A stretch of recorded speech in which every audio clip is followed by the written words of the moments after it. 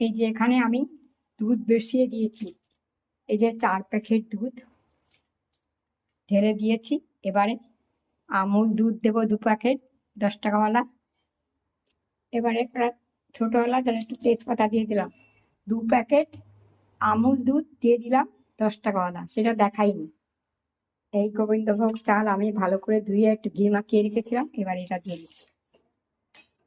দুধ ভালো করে ফুটে গেছে, ঘন হয়ে গেছে।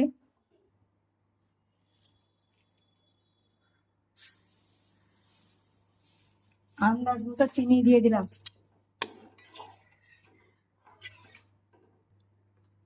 কাজু কিশমিশ পেস্তা জলে ভিজিয়ে রেখেছিলাম, দিয়ে দিলাম।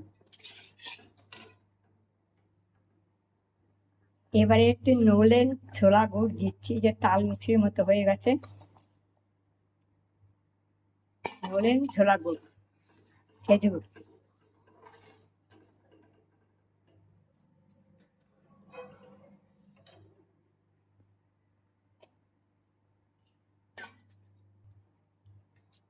খেজুর, ছোলা, নলেন গুড় একদম মিশ্রি হয়ে গেছে।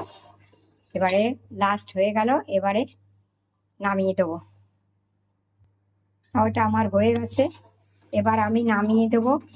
নামিয়ে দিয়ে এর মধ্যে একটু গোলাপ জল দিয়ে দেবো, আর একটু খোয়া ক্ষীর দেবো। নামিয়ে একটু গোলাপ জল ছিটিয়ে দেবো, আর একটু জাফরান দেবো। নামিয়ে সেটা মুখে বলে দিচ্ছি, দেরি হয়ে গেছে, মুখে বলে দিচ্ছি, দেখাতে পারবো না, সেটা আলমারিতে আছে, বের করতে পারিনি।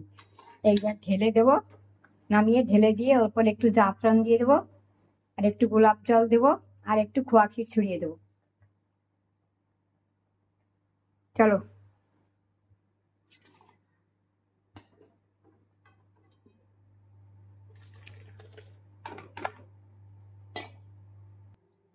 হয়ে গেছে আমার।